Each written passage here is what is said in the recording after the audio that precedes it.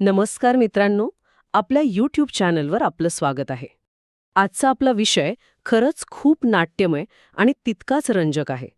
म्हणजे तुम्ही फक्त विचार करा, वयाच्या अवघ्या 38व्या वर्षी ज्या सरकारमध्ये आपण स्वतः मंत्री आहोत, तेच सरकार पाडून स्वतः राज्याचा मुख्यमंत्री बनण्याचा निर्णय घेणे. हो ना, म्हणजे हा विचारच किती मोठा आहे. अगदी. आणि हा निव्वळ सत्तेचा हव्यास होता की लोकशाही वाचवण्यासाठी आणि राज्याला स्थिरता देण्यासाठी खेळलेला एक राजकीय मास्टर स्ट्रोक. 50 वर्षाहून अधिक काळ राजकारणाच्या या अत्यंत अस्थिर आणि गुंतागुंतीच्या बुद्धिबळाच्या पटावर एक माणूस केवळ टिकून राहत नाही, तर तो स्वतःच तो पट बनतो. हे कसं शक्य होतं? खरंय. आणि म्हणूनच आज आपण अशा एका पुस्तकाचा वेध घेणार आहोत, जे केवळ एका व्यक्तीचे आत्मचरित्र नाही, तर संपूर्ण महाराष्ट्राच्या आणि देशाच्या राजकीय इतिहासाचा, त्या पडद्यामागच्या घडामोडींचा एक जिवंत दस्तऐवज आहे. बरोबर. आणि हे पुस्तक आहे शरद पवार लिखित लोक माझे सांगाथी, राजकीय आत्मकथा. मित्रांनो, आजच्या या सखोल चर्चेत म्हणजे आपल्या या व्हिडिओमध्ये आपण या पुस्तकातील अनेक राजकीय टप्पे उलगडणार आहोत. आणि राजहंस प्रकाशनाने प्रकाशित केलेले हे पुस्तक मला वाटतं 50-55 वर्ष राजकारणात सक्रिय असलेल्या एका नेत्याचा थक्क करणारा प्रवास खूप बारकाईने मांडतं. या पुस्तकाची सुरुवातच मुळी खूप सूचक आणि विचार करायला लावणारी आहे बरं का. हो, मी वाचत होते ते. सुरुवातीला संत तुकारामांचा तो एक अभंग दिलाय ना, अवघे जन मज झाले लोकपाळ. अगदी तेच. आणि त्यानंतरची जी अर्पणपत्रिका आहे ना, ती तर या संपूर्ण पुस्तकाचा गाभाच स्पष्ट करते.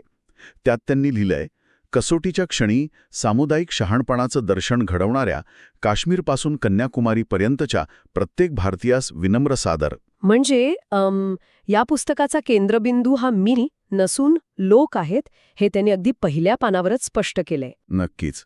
आणि आजच्या आपल्या या सखोल चर्चेचा उद्देशही तोच आहे. एवढ्या प्रदीर्घ राजकीय प्रवासात टिकून राहण्याचं तंत्र नेमकं काय असतं, हे आपण समजून घेणार आहोत. हो. आणि एक अतिशय महत्त्वाची गोष्ट मला इथे आपल्या श्रोत्यांना स्पष्ट करायची आहे. या पुस्तकात अनेक राजकीय संदर्भ आहेत. काही डाव्या किंवा उजव्या विचारधारेचे मुद्दे असू शकतात. पण आजच्या आपल्या या चर्चेत आपण कोणतीही राजकीय बाजू घेत नाही आहोत. अगदी बरोबर. आपण पूर्णपणे तटस्थ आहोत.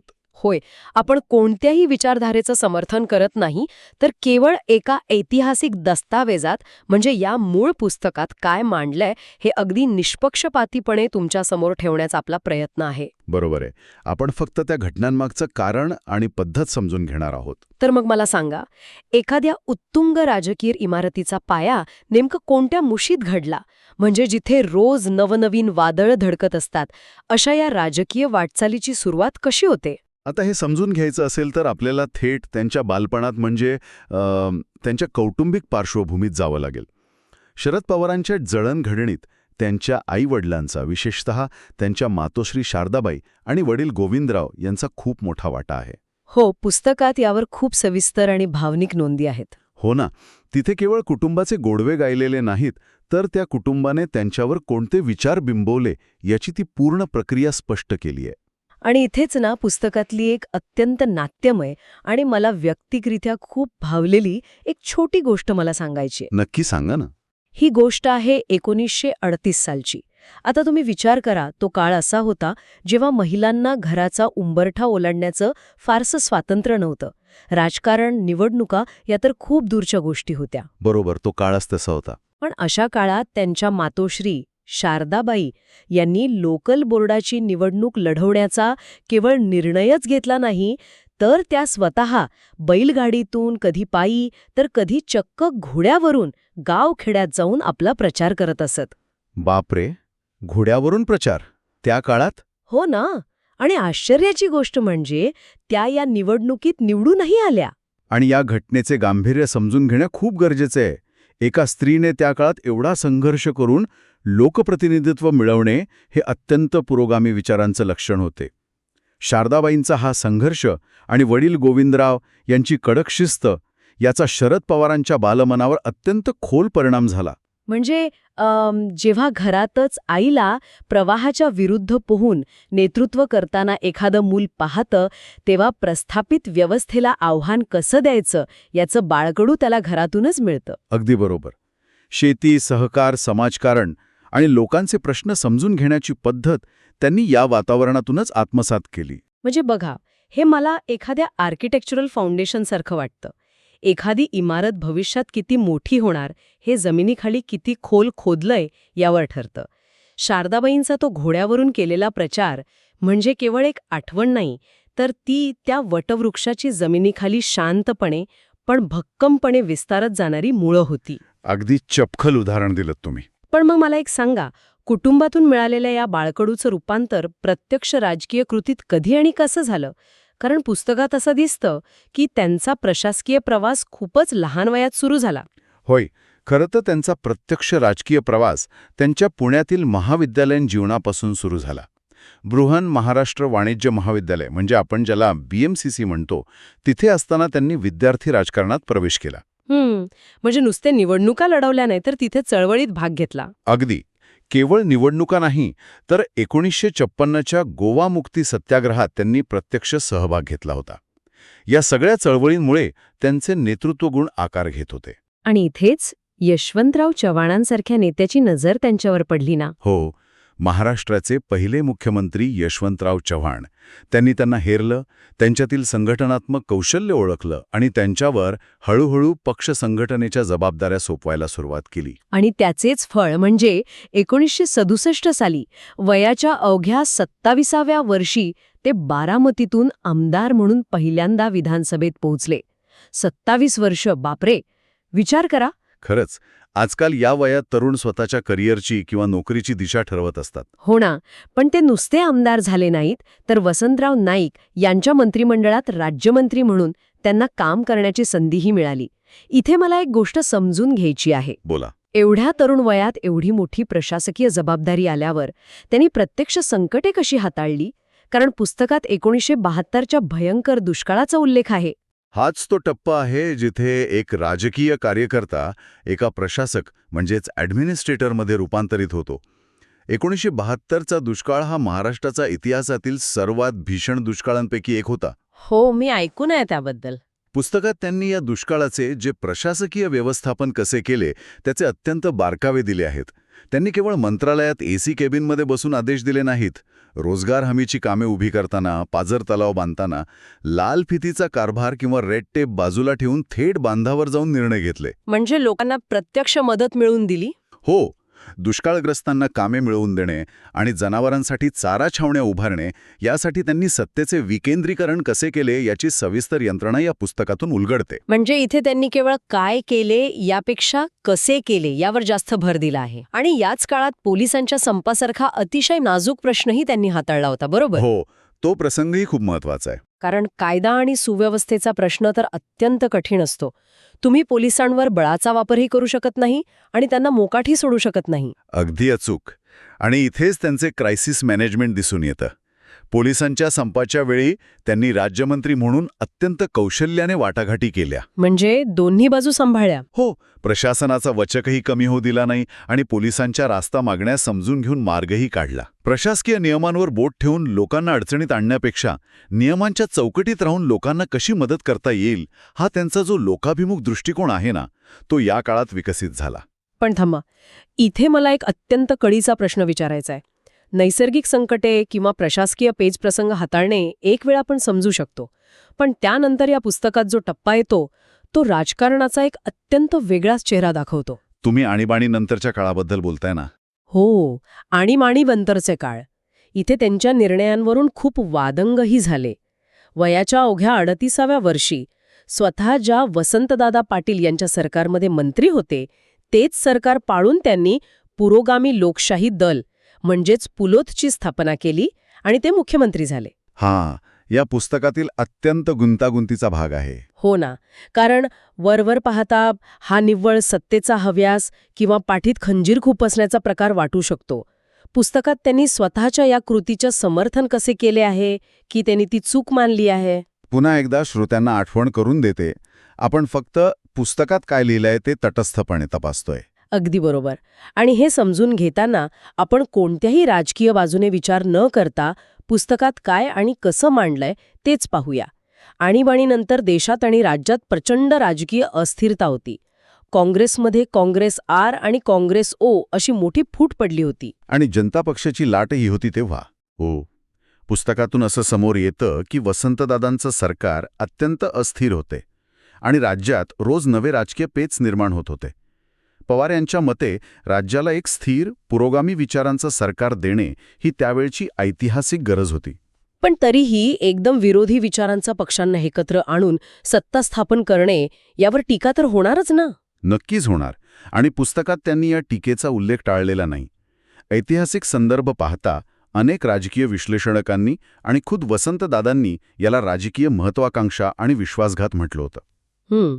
पण काय मजेशीर गोष्ट आहे बघा, त्यांनी केवळ सत्ता मिळवली नाही, तर जनसंघ, शेकाप अशा अत्यंत भिन्न आणि टोकाच्या विचारधारा असलेल्या पक्षांना एका किमान समान कार्यक्रमावर एकत्र आणून ते सरकार यशस्वीपणे चालून दाखवले.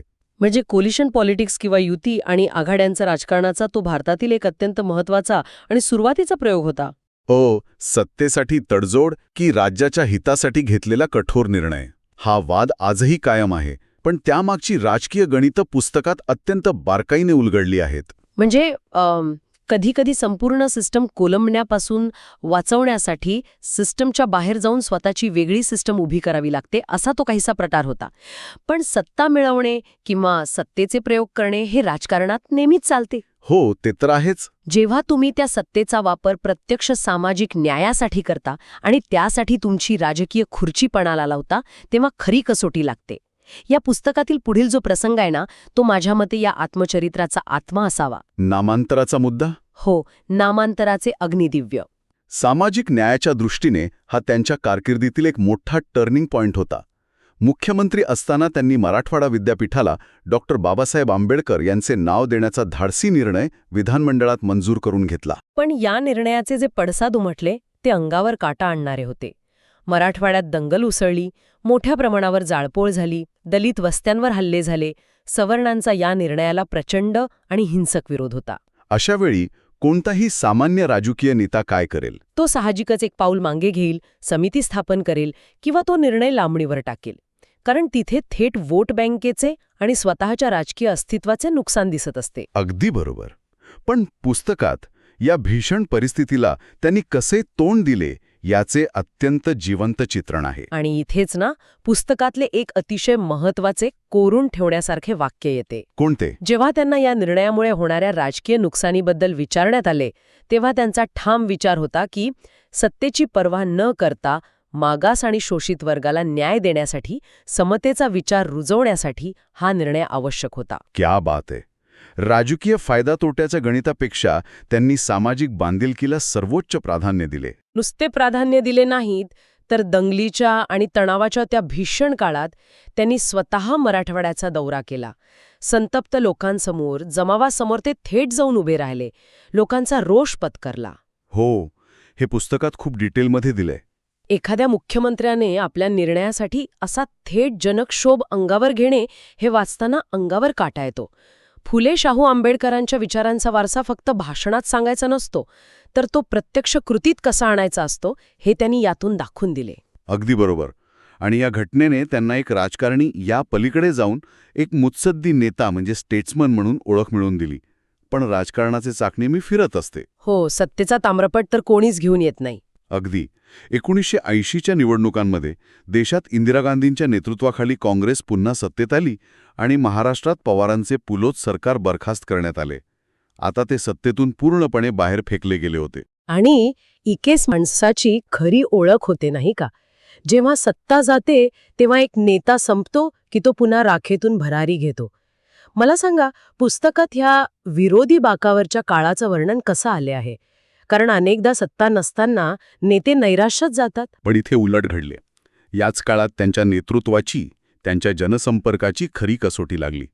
सत्तेतून बाहेर पडल्यावर ते शांत बसले नाहीत. मग त्यांनी काय केलं? त्यांनी विरोधी पक्ष नेता म्हणून राज्याचा दौरा सुरू केला. शेतकऱ्यांच्या, कष्टकऱ्यांच्या प्रश्नांवर त्यांनी रान उठवले. विशेषतः त्यांनी काढलेली शेतकरी दिंडी आणि जळगाव ते नागपूर असा भर उन्हाळ्यात काढलेला पायी मोर्चा. भर उन्हाळ्यात? बापरे. हो, हे तत्कालीन राजकारणातले अत्यंत मोठे आणि लोकांमध्ये ऊर्जा निर्माण करणारे इव्हेंट होते. त्यांनी संपूर्ण महाराष्ट्र पिंजून काढला आणि आपला स्वतःचा असा एक भक्कम जनाधार नव्याने उभा केला. पण मग 1986 मध्ये पुन्हा एक मोठा राजकीय धक्का बसतो. औरंगाबाद येथे राजीव गांधींच्या उपस्थितीत त्यांनी पुन्हा आपल्या मूळ प्रवाहात म्हणजे काँग्रेसमध्ये प्रवेश केला. ज्या पक्षाच्या विरोधात त्यांनी पक्ष उभा केला, मोर्चे काढले, तिथेच ते परत गेले. हो, हा निर्णय अनेकांना चक्रावून टाकणारा होता. इथे मला एक वेगळीच अॅनालॉजी किंवा साम्य जाणवते. हे मला ना एखाद्या स्टार्टअप सारखं वाटतं. स्टार्टअप कसं काय? म्हणजे बघा, तुम्ही एका मोठ्या टेक जायंटच्या विरोधात स्वतःचा स्टार्टअप उभा करता, प्रचंड संघर्ष करता, पण नंतर तुम्हाला लक्षात येतं की संपूर्ण इंडस्ट्रीचा प्रवाह बदलायचा असेल तर त्या जायंटमध्ये विलीन होऊन आतून सिस्टीम चालवणं जास्त प्रभावी ठरू शकतं. हा विचार त्यामागे होता का? खूपच चपखल साम्य आहे. आणि पुस्तकात त्यांनी या निर्णयाची जी पार्श्वभूमी दिली आहे ती या साम्याला नक्कीच पुष्टी देते. तो काळ देशासाठी अत्यंत नाजूक होता. पंजाबमधील खलिस्तानचा प्रश्न वगैरे? हो, पंजाबमध्ये खलिस्तानची समस्या गंभीर बनली होती. आसाममध्ये प्रश्न होते आणि दुर्दैवाने इंदिरा गांधींची हत्या झाली होती. देशाचे राजकारण एका अस्थिर वळणावर होते. म्हणजे देश पातळीवर खूप मोठे क्रायसिस सुरू होते. होय. अशा परिस्थितीत प्रादेशिक राजकारणापेक्षा राष्ट्रीय एकात्मता आणि प्रबळ राष्ट्रीय प्रवाहाची गरज ओळखून त्यांनी हा निर्णय घेतला. राजीव गांधींसोबतच्या त्यांच्या वाटाघाटी आणि तो निर्णय घेण्यामागची वैचारिक घुसळण पुस्तकात अत्यंत रंजक पद्धतीने मांडली आहे. खरंच हा सगळा राजकीय प्रवास ऐकताना आपण अक्षरशः एका राजकीय आणि सामाजिक इतिहासाच्या रोलर कोस्टरवरून गेल्यासारखं वाटतंय. पण आता आपण आपल्या या चर्चेच्या शेवटच्या आणि सर्वात महत्त्वाच्या टप्प्यावर आलो आहोत. नक्कीच. आजच्या काळात, विशेषतः आजच्या तरुण पिढीने, प्रशासनात किंवा कॉर्पोरेट जगतात काम करणाऱ्यांनी हे लोक माझे सांगाती हे पुस्तक का वाचावे? यातून कोणते ठोस धडे मिळतात? या पुस्तकातून मिळणारे 3 अत्यंत ठळक आणि महत्त्वाचे धडे मी सांगू शकेन. अच्छा. पहिलं कारण म्हणजे हा आधुनिक महाराष्ट्राचा इतिहासाचा आरसा आहे. ओके. हे केवळ एका व्यक्तीचे आत्मचरित्र नाही. संयुक्त महाराष्ट्र चळवळीपासून ते राष्ट्रीय राजकारणातील युती आघाड्यांच्या स्थित्यंतरांपर्यंत अनेक पडद्यामागच्या घडामोडींचा हा एक थेट इन्साइडर व्ह्यू आहे. हो, म्हणजे इतिहास केवळ तारखा नसतात, तर त्यामागची माणसांची मानसिकता असते हे यातून समजतं. दुसरं महत्त्वाचं कारण म्हणजे हे एक उत्तम क्रायसिस मॅनेजमेंट मॅन्युअल आहे. राजकारणात, प्रशासनात किंवा अगदी आपल्या वैयक्तिक आणि व्यावसायिक आयुष्यात जेव्हा अकलांना कसं सामोरं जावं आणि संसाधनांचा अचूक वापर कसा करावा. अगदी. आणि वाटाघाटी कशा कराव्यात याचा हा एक मास्टर क्लास आहे. आणि तिसरे व सर्वात महत्त्वाचे कारण म्हणजे सामाजिक भान आणि लवचिकता. राजकारण हे केवळ सत्ता मिळवण्यासाठी नसते. सत्तेचा वापर हा तळागाळातील लोकांचे जीवनमान उंचावण्यासाठी कसा करायचा आणि सत्तेच्या साठमारीतही आपली वैचारिक नाळ कशी घट्ट टिकवून ठेवायची हे यातून शिकता येतं. खरंच, राजकीय मतभेद, विचारधारा बाजूला ठेवून केवळ एक अभ्यासू आणि तटस्थ वृत्तीने या पुस्तकाकडे पाहिले तर यातून नेतृत्वाचे अनेक धडे घेता येतील. नक्कीच. या संपूर्ण चर्चेच्या शेवटी असा कोणता विचार आहे जो आपण श्रोत्यांसमोर मांडू शकतो, ज्यावर त्यांनी स्वतः विचार करावा? या सगळ्या प्रवासाकडे पाहिल्यानंतर माझ्या मनात एक अत्यंत स्पष्ट आणि थोडा अस्वस्थ करणारा विचार येतो. कोणता? आज आपण अशा जगात राहतो जिथे इन्स्टंट यशाची सर्वांना घाई आहे. सोशल मीडियाच्या काळात एका रात्रीत प्रसिद्धी हवी असते. पण या पुस्तकाकडे पाहिल्यानंतर जाणवतं की तब्बल 50 वर्षांहून अधिक काळ सतत लोकांमध्ये राहणे, बदलत्या काळानुसार आणि पिढीनुसार लोकांच्या गरजा समजून घेणे. हो, आणि त्यानुसार स्वतःला, स्वतःच्या कार्यपद्धतीला सातत्याने बदलत राहणे. अगदी. ही किती मोठी आणि खडतर साधना आहे. लोकशाहीत लोकच आपले खरे सांगाती कसे असतात हे यातून नव्याने उलगडते. एका रात्रीत उगवणारं यश आणि वर्षानुवर्ष वादळे झेलून उभा राहिलेला विस्तार, यातला हा फरक आजच्या पिढीने समजून घेण्यासारखा आहे. अत्यंत विचार करायला लावणारा हा मुद्दा आहे. संयम, सातत्य आणि लोकांशी जोडलेली नाळ हीच कोणत्याही क्षेत्रातील चिरंतन यशाची गुरुकिल्ली असते. मित्रांनो, आजच्या या डीप डाईव्हमधून आपण महाराष्ट्राच्या आणि देशाच्या राजकीय इतिहासातील एका अत्यंत महत्त्वाच्या पुस्तकाची पाने उलटली आहेत. तो काळ, ती संकटे आणि त्यातून मार्ग काढण्याची ती पद्धत, हे सर्वच खूप रंजक आणि माहितीपूर्ण होतं. मित्रांनो, तुम्हाला जर का हा आजचा व्हिडिओ आवडला असेल तर आपल्या चॅनलला लाईक, शेअर आणि सबस्क्राईब करायला विसरू नका. चला तर मग एका नवीन पुस्तकासोबत पुन्हा भेटूयात पुढच्या व्हिडिओमध्ये. तोपर्यंत नमस्कार.